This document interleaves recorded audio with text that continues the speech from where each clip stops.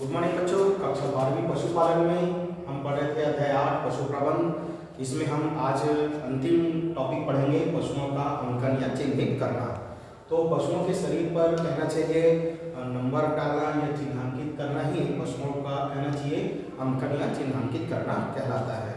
ठीक है, किन उद्देश्यों को लेकर हम पशुओं का चिन्हांकन करते हैं, ये बहुत जरूरी है आज के डेट में, है ना, कि पशुओं को चिन्हांकित करने से हम अलग से उन्हें पहचान सकते हैं। तो देखिएगा, पशु समूह की पहचान के लिए कि पशुओं को अगर नंबरिंग कर दिया जाए, चिन्हांकित कर दिया जाए, तो हम अलग अलग नस्ल के जो पशु हैं उनको हम दूर से पहचान सकते हैं कि फलाना नंबर के जो गाय है वो गिर नस्ल का है, साहिवाल नस्ल का है ना, ऐसे आप पहचान सकते हैं। तो समूह की पशु समूह की पहचान करने के लिए पशुओं को चिन्हांकित किया जाता है, नंबरिंग किया जाता है। दूसरा है वंशावली रिकॉर्ड तैयार करने के लिए। वंशावली की जैसे 45 नंबर का आपने किसी गाय को नंबरिंग प्रदान किया है, तो 45 नंबर की जो गाय है उसकी उम्र कितनी है, उसके बछड़े उन्होंने कितने बछड़े दिए, है ना, कौन से नस्ल का वह पशु है, ऐसा जो है रजिस्टर में रिकॉर्ड रखने के लिए, है ना, वंशावली का रिकॉर्ड रखने के लिए पशुओं का अंकन जो है किया जाता है।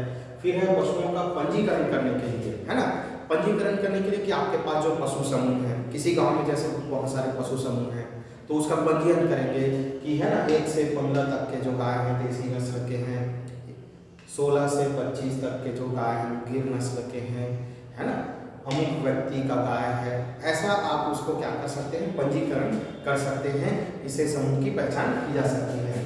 फिर बीमा कराने के लिए, आजकल बीमा कराने के लिए भी पशुओं का अंकन जो है किया जाता है। आजकल जो नस्ल वाली जो गाय है काफ़ी कॉस्टली होती है ना, दूध की बढ़ती डिमांड और उत्पादन क्षमता को ध्यान में रखते हुए जब आप पशु नस्ल खरीदते हैं तो कई बार कहना चाहिए बीमारी के कारण या चोट लगने के कारण पशु जो है अकाल मृत्यु हो जाती है, तो ऐसे में बीमा कवर जो है प्राप्त किया जा सकता है। तो बीमा करने के लिए भी पशुओं का चिन्हांकित करना जरूरी होता है कि आपने जिस पशु का बीमा किया है उस पर उसके नंबर जो है फलाना है, उसका रंग ऐसा है, वो फलाना नस्ल का है, ये सब पहचान करने के लिए पशुओं की जो है चिन्हांकित किया जाता है।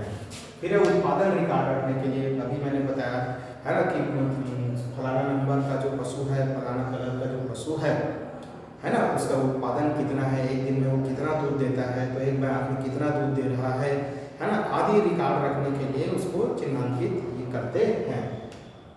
अगला है देखिएगा, जैसे मेले हाट बाजार में अलग पहचान रखने के लिए, जैसे आपने पशु खरीद फरोख्त के लिए आपने मेला बाजार या हाट में गए हैं, अपने पशु समूह को ले गए हैं, अब झुंड में सारे पशु जो है मिल गए हैं, एक ही नस्ल के, एक ही कलर के, है ना, एक ही हाइट, एक ही उम्र के, तो ऐसे में आप अपने पशु की पहचान कैसे करेंगे? तो उसके लिए क्या किया जाता है, चिन्हांकित किया जाता है, नंबर डाल दिया जाता है। तो नंबर से पता चल जाता है कि फलाना नंबर का पशु जो है अमुक व्यक्ति का है, या पशु समूह में वो मिल ना सके, है ना, इसलिए पशु को चिन्हांकित किया जाता है। और लास्ट है रोगी पशु की पहचान करने के लिए। मान लीजिए किसी पशु में कहना चाहिए कोई जन्म रोग है या वंशानुगत कोई रोग हो रहा है, तो ऐसे पशुओं को भी चिन्हांकित कर दिया जाता है कि फलाना फलाना नंबर के जो पशु हैं उनमें फलाना फलाना जो जन्म रोग है या वंशानुगत रोग है ना, इससे इसकी पहचान जो है अलग से की जा सकती है। तो इतने सारे उद्देश्यों को लेकर के पशुओं का अंकन या चिन्हांकित जो है किया जाता है, नंबरिंग किया जाता है। फिर समय की बात करें, वैसे तो कोई भी पशुओं को चिन्हांकित करने का समय कोई निश्चित नहीं है, कहना चाहिए आप किसी भी उम्र में पशु को चिन्हांकित कर सकते हैं। सामान्यतः वैसे कम उम्र में पशुओं को चिन्हांकित किया जाता है, या फिर आप जब पशु की खरीदी कर रहे हैं, जब आप खरीद के ला रहे हैं तो उसी समय चिन्हांकित कर दिया जाता है ताकि उसका रिकॉर्ड जो है रखने में आपको सुविधा हो, आसानी हो। फिर पशुओं को चिन्हांकित करने की विधियाँ देखेगा, तो सबसे पहली विधि है विभिन्न रंगों के द्वारा। ये सबसे सरल उपाय है, पशुओं को कहना चाहिए कलर कर दिया जाता है, लेकिन ये स्थायी विधि नहीं है क्योंकि कलर जो है उम्र के साथ बढ़ते कहना चाहिए पशुओं के साथ वो धर जाता है, निकल जाता है, तो पहचान करने में थोड़ी सी दिक्कत होती है। फिर दूसरा है टैग लगा करके। इसमें क्या करते हैं, एल्युमिनियम या प्लास्टिक या लोहे का जो है टैग जिस पर नंबर लिखा हो पशु के पूंछ या कान पर, है ना, टैगिंग मशीन के द्वारा लगा दिया जाता है। इससे कहना चाहिए पशुओं को पहचान करने में काफ़ी आसानी होती है। लेकिन इसमें पशुओं को चिन्हांकित करने के लिए या पहचानने के लिए पशुओं के नज़दीक जाना पड़ता है, जो कि थोड़ा सा कहना चाहिए खतरा रहता है कि पशुओं जो है आपको कहना चाहिए नुकसान पहुंचा सकते हैं। फिर है गोद करके।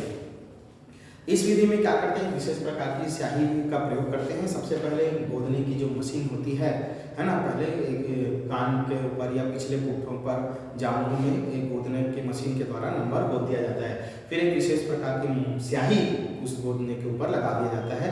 तो फिर जो नंबर आपने गोदा है वो स्याही जो है उसके ऊपर है ना, शरीर के ऊपर उभार ला दी जाती है। इसके बाद है दागने की या दाग लगाना, है ना।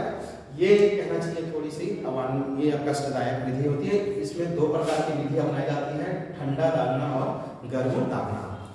ठंडा दागने में क्या करते हैं, कार्बोनिक अम्ल में लोहे की जो नंबर प्लेट लगी हुई जो छड़ होती है उसको डुबो दिया जाता है और डुबो करके फिर कहना चाहिए जो भी पशु है उसके पिछले पैरों के जांघों में के ऊपर है ना दाग दिया जाता है। इससे जो रासायनिक पदार्थ है ना, जो नंबर दागा गया है उसके ऊपर वो उभर जाता है। इसमें सावधानी ये रखना है कि रासायनिक पदार्थों का जो प्रयोग है सर्वाधिक नहीं करना चाहिए, नहीं तो कहना चाहिए जानवर के चमड़ी जो होती है, स्किन होती है, उसको वो जला सकता है या और कई अन्य चर्म रोग हो सकते हैं।